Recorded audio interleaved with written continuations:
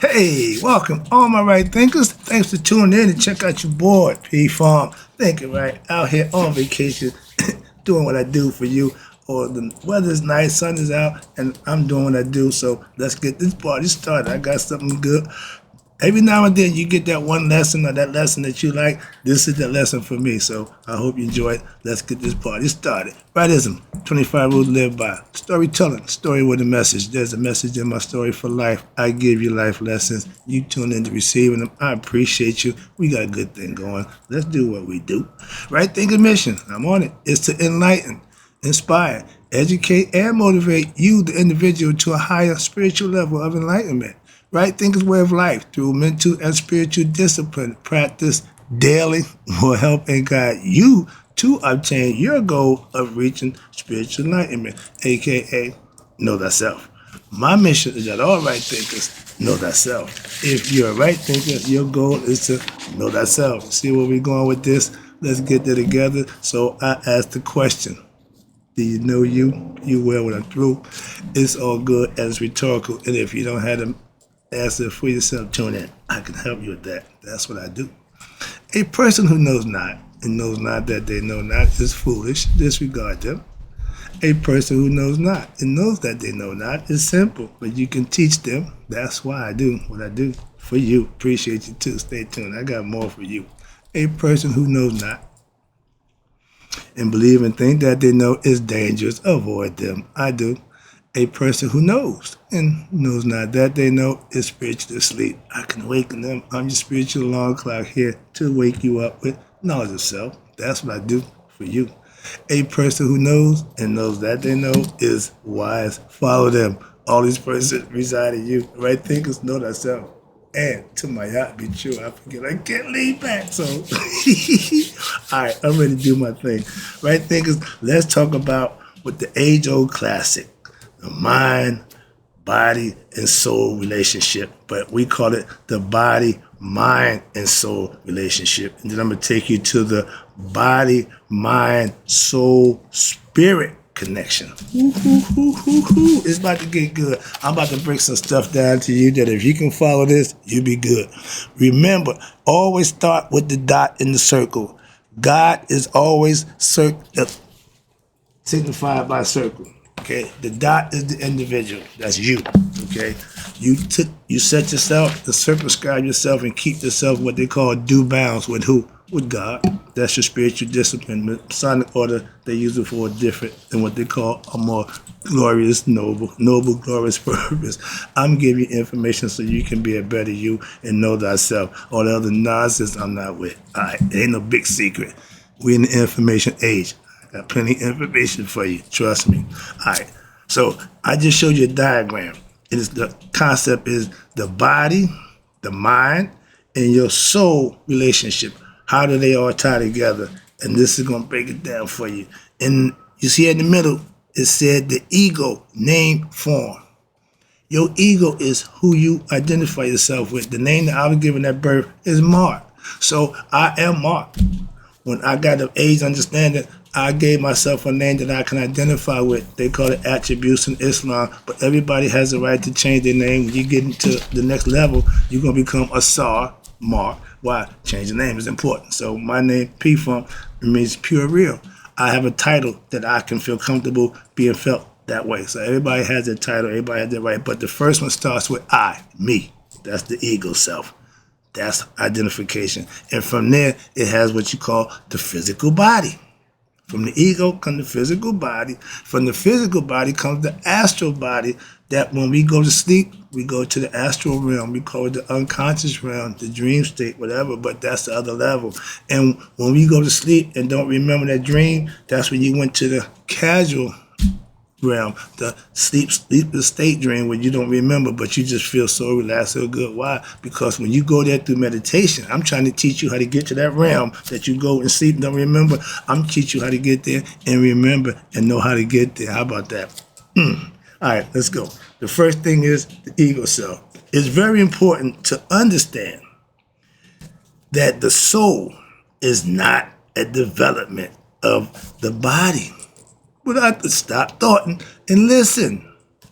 The soul is not a development of the body or the mind.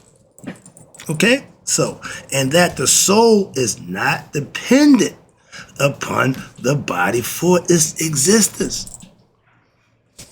Ooh, I can't wait to get there. Follow with me now. Remember, the soul don't depend on nothing, but in the fact that the body and the mind is what? Are developments of the soul. Calm down. This is about to get good. This is what I mean by teaching, which it creates. The soul creates what? Through the karmic desires. God desired to be an individual in spirit, in physical form. And watch this, as I said, we're spiritual beings having a human experience. This is going to play that out for you. Watch this. And the karmic desires of what? Your unconscious. And it sustains through what? Life force. Hello. So what? So now the spirit soul, which is transcendental, which is God, okay, and unlimited, and now it becomes conditioned. Why? It becomes an individual. It becomes one. Okay, watch this. And now it's confined, as it were, to what? As a soul of an individual. Ding, ding, ding, ding, ding. You and I, in the physical form. Not just as Christ got you playing with God in the flesh. Stop that nonsense. Learn something, understand something, and you won't have to worry about that. Why? You know for yourself. You are that Christ. Hello? And in the physical, every individual has a focus of consciousness. You have your own brain, your own mind. He give you that. You got the body, you have a mind, the spirit is inside. Now, you have the three things that you need. God tell you what, I gave you everything you need. That's everything you need. Everything after that, you're going to enhance it. You're going to produce. You're going to manifest. Hence, self. Watch this. Your soul, this soul creates what? An astral body. And from the astral body, you have what? And the astral body creates your physical body. Ding, ding, ding, ding, ding. In the flesh. The word made flesh. That's us. A human being gains, listen, this is for everybody. A human being gains its experiences how? Through your ego, your false aspect of your personality. Why? Because you know no better, you know nothing else, and that's fine. But that's what it does first. And that develops as what? As the result of your soul's identification with the mind of the body as being what? Who it really is. Rather than knowing its transcendental spirit self, which is thyself. What we tell you what to know. You need to know God. I'm not no damn preacher to tell you about God. I'm trying to teach you to know God for yourself. That's not preaching, it's teaching. Moving on. I'm not here hooping and hollering, ranting and raving about how good God is. All that, man, that's preaching again. I don't do that. I give you concepts and philosophy that you can practice and manifest yourself. I get passionate because I experience it and I know it. That's where my passion comes from. Not trying to get all holy and vow. I ain't a, no. Calm down, relax, understand. But when you don't know your transcendental spirit, aka yourself, watch this, and it interacts, your spirit interacts with what? The world as an individual. Hope you're following this. It's starting to get good. Watch this. Now, when the teachings that I'm giving you and the discipline that you practice of yoga, right thinking philosophy, of the mysticism that we learned from our ancient ancestors, when they are practiced, what I do, have been for 30 years, a human being, you, the individual, you are now able to discover for yourself that there is more than just the physical body and mind. Hello? That there is a larger. If we didn't create what we got, it's got to be somebody else bigger than us. And guess what? That same thing is inside of us. I get passionate about that. So that's what I mean. My passion comes from trying to make that point. Hope driving home, you can get the point. And hope you say, I ain't said don't go to church unless you know. I'm saying you need to know God for yourself. You can go fellowship with whoever you want, but you need to know for yourself who you worshiping and who you living for and what you praying to and what you can get from him. Yourself, not through no outside entity. Now, I'm teaching that. I don't need nothing from you. But you got to realize there's a larger world beyond your physical, even your mental plane, meaning yourself. More expansiveness, the more expansive conscious a human being becomes in becoming conscious to what? Now the closer they are moving to what? Self-discovery of what? Their higher self. Knowing thyself. The unlimited spirit, aka God, and this is what they call the glorious essential reality of what? Every human being who chooses to do this. You become chosen because you made the right choice to do this thing, and guess what? You are being what? Rewarded for that choice. Not just God just chose you because you're black or because you. Nah, that's stupid. Calm down. Not for your religion. In the diagram I just showed you above, watch this. If you pay attention, I'm going to show it to you again before I talk about it. What's the one thing you notice? Okay, look at that circle. It's a circle from the ego self, going to the physical body, going to the astral body, even a circle around the casual body, right? But what the outside ring says, the self should be thyself. That's God. It has no boundaries. It has no circle. It's not encased. That's the all. You made that point clear to you. Hope you can understand that. So all the other nonsense, don't pay attention to it. Why? That's what it is, nonsense. You know the truth. Everything else is just nonsense. I can't say it no other way. All right? Moving on. But this is the part I wanted to show you. In the diagram above, notice that there is no circle around encompassing what? The spirit. God's everywhere. He can't be encased. When he wants to, he becoming what? A human. Nature, all the other stuff, but he's not to be encased. It encompasses all. That's what they call him, the all, the absolute, all that. And we say a bunch of stuff, but we really don't have the understanding of what we said, because if we did, it would make more sense and we can follow it and become learned people of ourselves and not follow a bunch of superstitious nonsense. Lead this way, going that way. He said this, she said that. Know thyself, know thyself.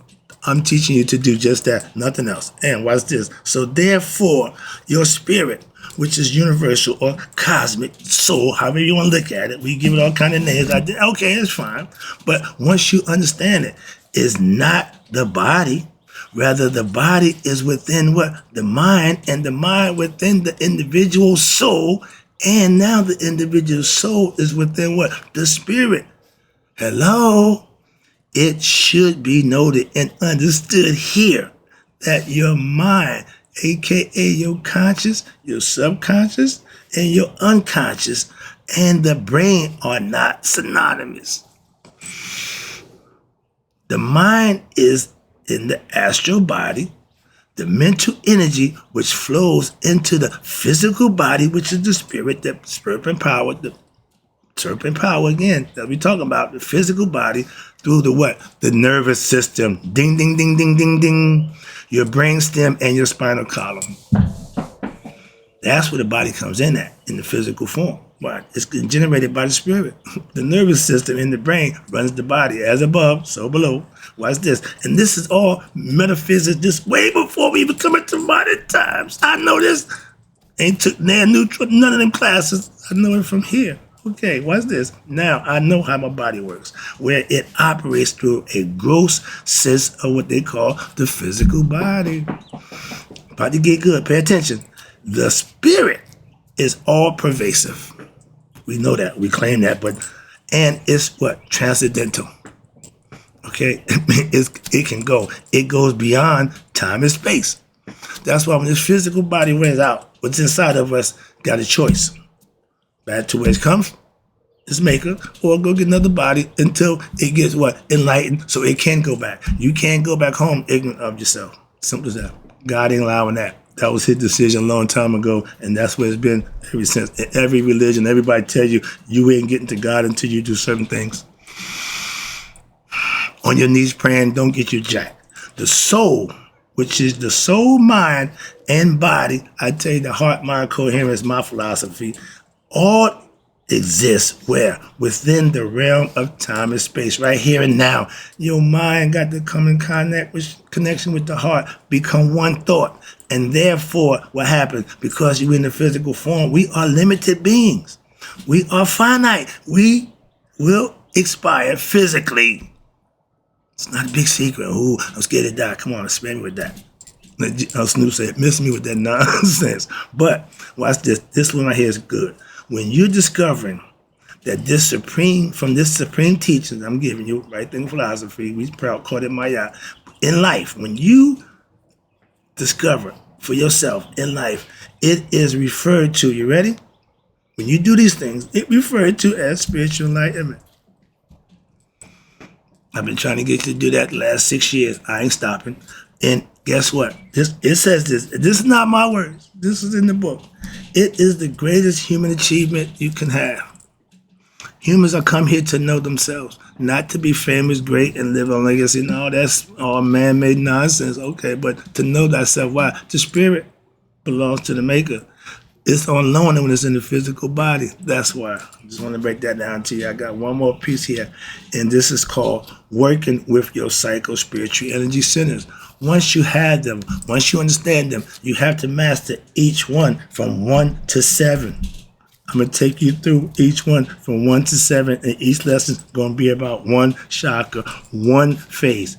Okay, and it's going to be a whole lesson just about that. When I was teaching my Masonic orders, you had to show me suitable proficiency within 1 year before you got another degree.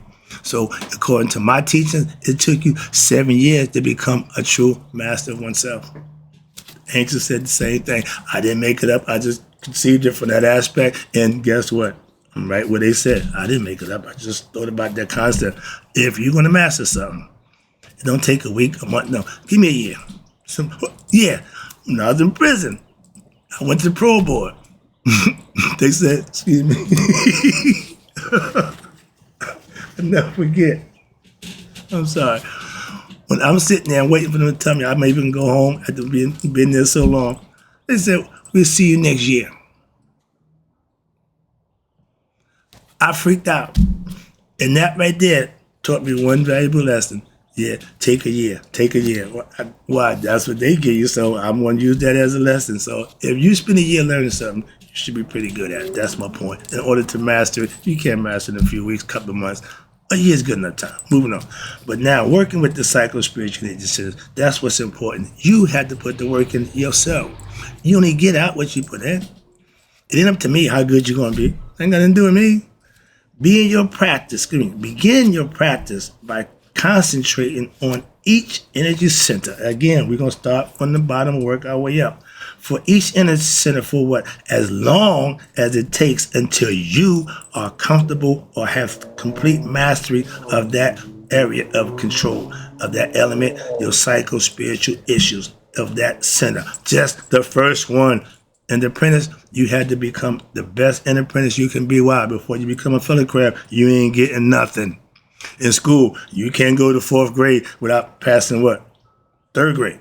Show me you know the 3rd grade level stuff. Now I can give you more. Same thing. God don't give you no more. All that good stuff. Yeah, it's all a process. So understand that. Starting from the bottom, work your way up. And when you pay special attention to each proper, even you bring your proper breathing techniques in, your instructions as you practice what? Your daily meditations. You cannot know your higher self without meditating. Only then you will be able to what?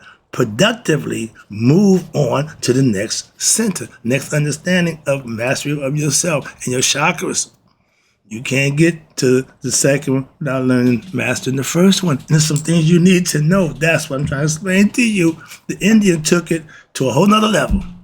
We will, watch this, we will use both ancient Egyptian and the Indian symbols. We worked together. Wow. They took it and just did some else stuff to it. And we ain't got a problem with that. We work with them. I'm going to show you both sides. Okay? Wow. Theirs is just important. They took it, I say, to the next level. Okay? All right. In this section is complementary. Now, each teaching, I'm going to teach both in order to gain, hopefully give you a better, deeper insight and understanding into the nature of what they call energy centers. In ancient Egypt, the mystical iconograph of the energy centers are depicted as either rings on a chain, I showed you that, okay, the serpentine, or as what? Circular discs on a balancing scale with the feather of Maya. Okay, or the goddess of Maya. Love this. In an Indian concept, the iconograph, they are depicted as circle discs, spinning discs, or lotus flowers. Okay, the word chakra In Indian, mysticism signifies discs, okay? And in the ancient Egyptian and Indian symbols, and for each center, I will include both proceedings, the definitions of each center. When you feel comfortable with this process and a visualization, you may now begin to practice the integral serpent power, daily meditation, presented at the end of this volume. These books have tests at the end. Okay, I didn't tell you about that. But, oh yeah, my man, he's thorough. Oh, he gonna check if you paid attention. You should be able to answer these questions at the end of the book. What's the purpose of doing something, and how we know if you learn what you need to know? Okay, so you got questions reflecting your studies. What are the names of the serpent power in ancient Egypt? What is the name of the serpent power in India? See, because we're studying it. You'll be able to answer that question at the end of the book if you pay attention. That's the whole goal, to know what you went through. Go through it and to study it. No, test at the end. I don't do tests, but the whole question is how much you learn is on up to you.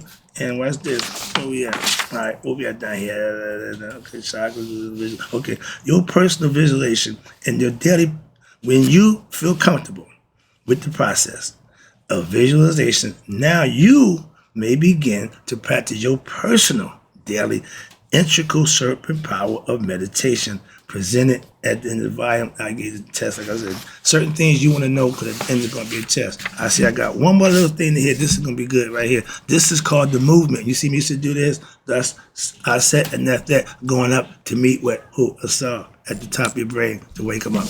And what's this called? The movement of serpent power according to the ancient Egyptian scripture. This is Egyptian. I'm going to break it down for you right quick. There's a few lines, but it says good information, great information. The movement of serpent power is described in a special scripture from ancient Egypt. The hieroglyphic text is presented below with an original translation by my teacher, Dr. Muata Ashby. It's written in hieroglyphics, okay? I got my book. I didn't bring the book with me. I'm still how to read the hieroglyphics. So see this right here? This is the original writing. He's going to translate it here. And it got about 1, 2, 3, I think maybe 5 lines. But these is powerful stuff. Watch this.